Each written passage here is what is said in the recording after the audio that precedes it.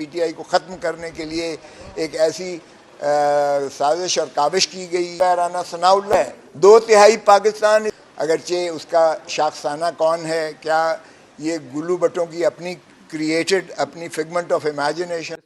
रहीम अस्सलाम वालेकुम नादरीन कराम, मैं हूँ अब्दुल बासित स्वाति और आप देख रहे हैं मेरा डिजिटल चैनल। नादरीन कराम, पहले आप ये वीडियो देखिए, फिर इस पर डिटेल में बात करते हैं और अपना रिएक्शन देते हैं। भी हमने महरूम कर दिया, उनको नहीं दे रहे जो 90 दिन के अंदर लाजिम था इलेक्शंस करवाना। फिर उनके ऐवान भी, पार्लियामान, उनके असेंबलियां भी नहीं बनने दे रहे हम, और फिर उनकी हक हुक्मरानी भी हमने सल्ब कर ली है। तो 2/3 पाकिस्तान तो वैसे ही बेआईन अब हो चुका पाकिस्तान। बाकी का जो है आप देख लीजिएगा उसको क्या हाल हो रहा है। क्या पाकिस्तान इसीलिए बना था कि हाइब्रिड सिस्टम यहाँ होगा?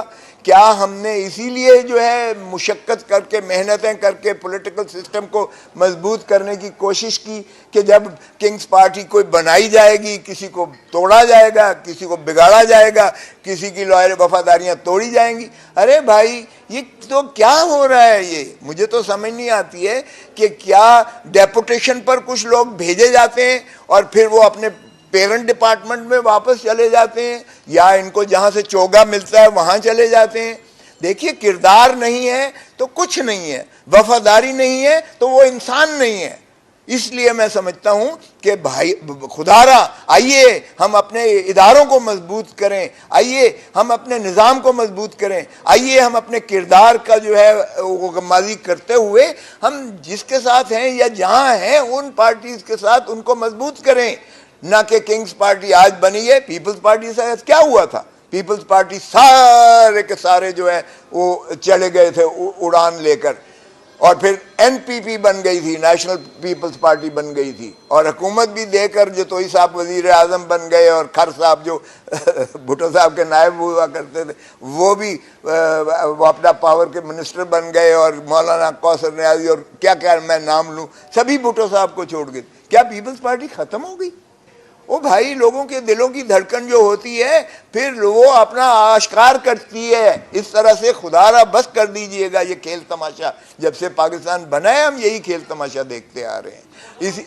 इसीलिए मैं समझता हूं कि जो हमने ये पिटीशन की है, हमने आइन को मजबूत करने की कोशिश की है, हमने अपनी फ़ौज को मजबूत करने की कोशिश की है, ताकि हमारी फ़ौज गैर मुतनाज़ा हो। ये ना हो कि वो मिलिट्री कोर्ट की सज़ाओं पर जो है अवाम फिर बिफर कर कहें कि हमें नामंजूर हैं ये फ़ैसले। यकीनन ये मुतनाज़ा होते हैं, तो फ़ौज भी इससे मजबूत होती है अगर हम उनको जो है सिविलियन उससे बाहर रखते हैं। और इसी तरह हमारा आइन की बालादस्ती होनी चाहिए। पहले ही आइन को बहुत हमने बिगाड़ कर दिया, जो हमने 2 सूबों में इलेक्शंस नहीं करवाए।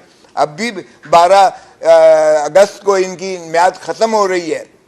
12 अगस्त के बाद केयर टेकर्स भी आएंगे, और फिर उम्मीद है कि इलेक्शन बर वक्त और आइन के मुताबिक 60 दिनों के अंदर करवाने जो लाजिम है वो 60 दिन फिर ज़ियाउल हक की तरह 9 साल 11 साल नहीं होंगे, उम्मीद है। मिलिट्री कोर्ट्स आइन के मुतसादिम हैं। ये पैरेलल जुडिशल सिस्टम बनाने की ये एक जो है तरफ कदम रखा गया है जिसकी कोई आइन में गुंजाइश नहीं। अब फिर एक ASI की तरफ से पर्चा दर्ज करवा दिया गया है। ये कब तक ये तमाशा होगा? हमला मेरे घर पर हुआ है, ड्राइवर मेरे को गोली लगी है, गाड़ी और गेट और उस पर जो है मेरे घर पर गोलियों के निशान जो है पाए गए हैं। 4 महीने पहले मेरे बेटे पर गोलियों मारकर बाजू से आर पार होके तो सीने से मसख करते हुए गोली गुजरी, जो 4 माह कर्ब और अजियत में रहा। अरे भाई, तुमने मजाक कर रखा है। ये इस मुल्क में क्या है? क्या है कि मैं पर्चा नहीं दर्ज करवा सकता? मैं अटॉर्नी जनरल पाकिस्तान रहा हूं, मैं पाकिस्तान का अमंग्स सीनियर मोस्ट वकील हूं।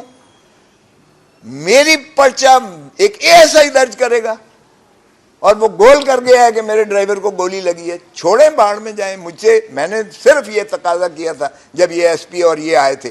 मैंने कहा देखें, ये गवर्नर हाउस रहा है, फॉर्मर गवर्नर हाउस। मैं रिटायर्ड गवर्नर हूं। अगर मैं रोज जो है IG प्रेस कॉन्फ्रेंस करता है, आज इसको भी मैंने पकड़ लिया, आज इसको भी मैंने शनाख्त कर दिया, आज जियो फेंसिंग भी हो गई, आज ये भी हो गया, फलाना भी हो गया। मेरा 4 महीने बेटे पर हमला हुआ, कुछ नहीं निकला, कोई मुल्जिम पकड़ा नहीं गया है, कोई मुझे रिपोर्ट नहीं की है।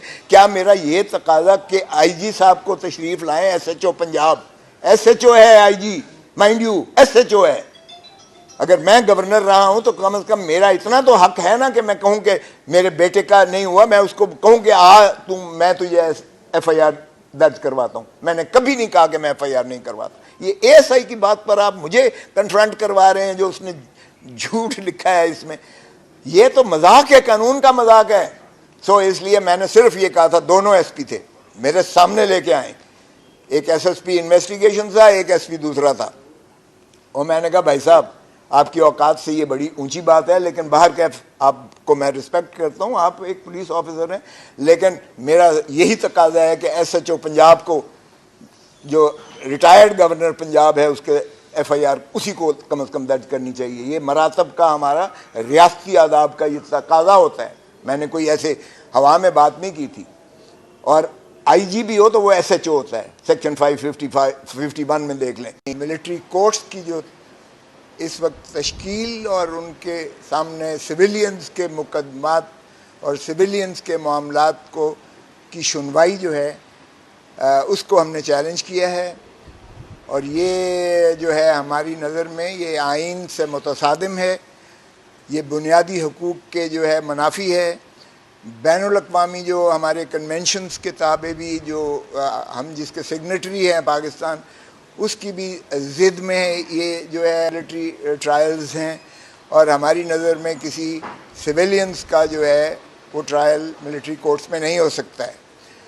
ये बदकिस्मती है कि 9 मई के जो हादसात हुए हैं, वाक़यात हुए हैं, जिसकी हम शदीद मज़म्मत करते हैं, अगरचे उसका शाखसाना कौन है, क्या ये गुल्लू भट्टों की अपनी क्रिएटेड अपनी फिगमेंट ऑफ इमेजिनेशन है, पीटीआई को ख़त्म करने के लिए एक ऐसी साजिश और काविश की गई, या जो भी इसमें मुलव्वस है, उस पर हमने बड़ी शिद्दत से जो है बार्स ने इजहार किया है कि उनको बिल्कुल कैफर किरदार तक पहुँचाया जाए।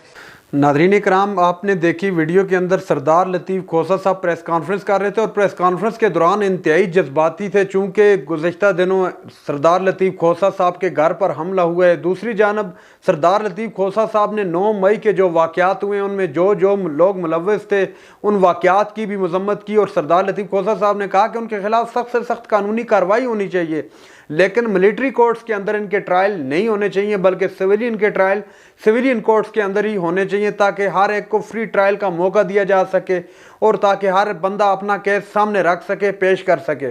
उसके अलावा नाज़रीन इकराम, अगर बात की जाए सरदार लतीफ़ खोसा साहब की, तो कॉन्स्टिट्यूशन के साथ डट कर खड़े हैं उस सिलसिले में। अगर अपनी ही पार्टी पर क्यों ना बरसना पड़े, अपनी ही पार्टी की क्यों ना चित्रोल करनी पड़े, वो किसी बात से पीछे नहीं हटते, बल्कि कॉन्स्टिट्यूशन के साथ, कानून के साथ डट कर खड़े हो जाते हैं। और पिछले दिनों भी इन्होंने बिल्कुल वाज़ेह अल्फाज में कहा कि मुल्क के अंदर इंतखाबात होने चाहिए, ख़ास तौर पर पंजाब के अंदर, चूँकि ये अदालत उज़्मा का फ़ैसला है और सुप्रीम कोर्ट का फ़ैसला ये हतमी फ़ैसला होता है। जो उसको नहीं मानेगा उसके ख़िलाफ़ कानून जो है सख्त हाथों से निपटेगा और इनको सख्त से सख्त सज़ा का सामना करना पड़ेगा। सरदार लतीफ़ खोसा साहब अमूमी तौर पर इतने गुस्से में नहीं होते जितने गुस्से में आज दिखाई दिए। उनका ट्वीट भी मैं सुबह देख रहा था कि अगर मुझे गिरफ्तार कर लिया जाता है तो उसके खिलाफ पुरअमन एहतजाज करना है। आप ज़रा गौर कीजिए, एक बंदा जो रूल ऑफ लॉ के लिए इतनी कोशिश कर रहा है और सिर्फ मैं इस बात पर अपनी भी पार्टी के खिलाफ खड़ा हो गया, हालांकि उसे अपनी पार्टी के साथ खड़ा होना चाहिए जो पाकिस्तान की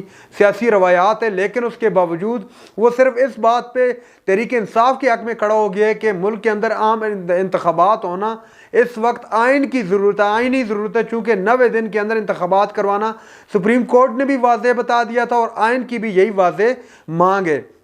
नाज़रीन इकराम, इसके अलावा उन्होंने कहा कि ये जो आईजी है एसएचओ है, एसएचओ लगा हुआ है, चूँकि मुझ पे हमला होता है, मेरे घर पर हमला होता है तो मैं उसकी एफआईआर तक नहीं दर्ज करवा सकता, हालांकि मैं अटारनी जनरल पाकिस्तान भी रहा हूँ।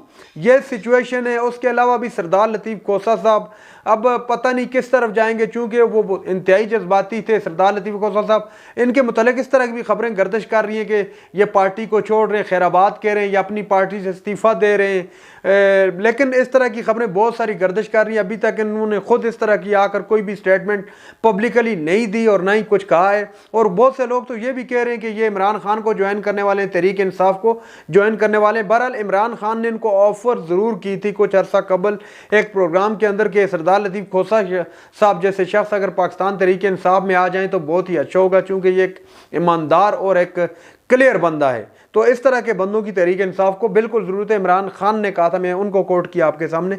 नाज़रीन इकराम, ये थी आज की हमारी वीडियो। चैनल पर जो नए चैनल को सब्सक्राइब कर लें। अगली वीडियो तक के लिए अल्लाह हाफिज़।